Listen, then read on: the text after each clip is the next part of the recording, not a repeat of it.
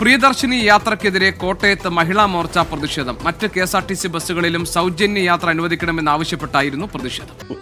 സ്വാഭാവികം. എന്റെ പൊന്നു ദൈവമേ, ഈ പാർട്ടിയിൽ ബുദ്ധിയും ബോധവും ഇല്ലാത്തത് മാത്രമേ ഉള്ളൂ. ഇത്രയും ജനങ്ങളെ ബുദ്ധിമുട്ടിപ്പിച്ചുകൊണ്ട് ദാ ഒരു ബസ് സമരം ഒന്ന് കണ്ടു നോക്കിക്കേ. KSRTC പ്രിയദർശിനി യാത്ര മുടക്കി BJP ബസ്സിൽ കയറിയുള്ള പ്രതിഷേധമാണ് ഇപ്പോൾ കാണുന്നത്.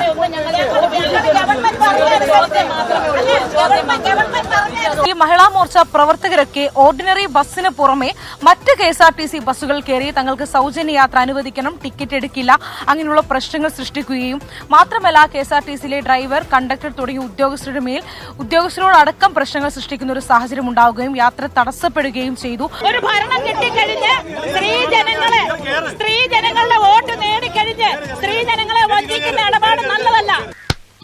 എന്റെ വേളാങ്കണ്ണി മാതാവേ, ഇവന് കുറച്ചു ബുദ്ധി ഉണ്ടായിരുന്നെങ്കിൽ മന്ദബുദ്ധി എന്നെങ്കിലും വിളിക്കായിരുന്നു. അതും ഇല്ലാതായി.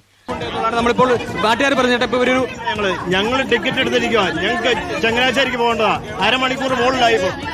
ഇതുവരെ ഞങ്ങൾ ഈ വണ്ടി വിട്ടിട്ടില്ല. ഇതുവരെ ഉപയോഗപ്പെടുത്തി നോക്കും, പിന്നീട് മറ്റുള്ള വണ്ടികൾ ചെയ്യാന്നാ പറഞ്ഞിരിക്കുന്നത്. ഇങ്ങനെയാണ് പ്രതിഷേധിക്കേണ്ടത്. അപ്പോഴേക്കും ഒരു തുടങ്ങിയില്ലല്ലോ. അപ്പോഴേക്കും ഇത് അരമണിക്കൂറായി ഞങ്ങൾ ഇതിനുള്ളിലിരിക്കുന്നു.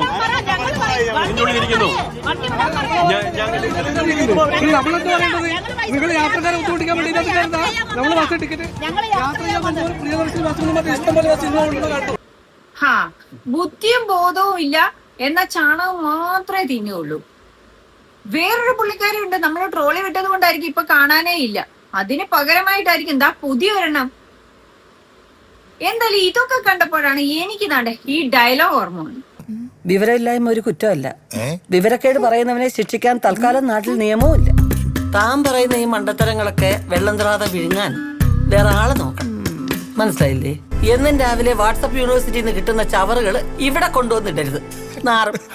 അത് നാറും.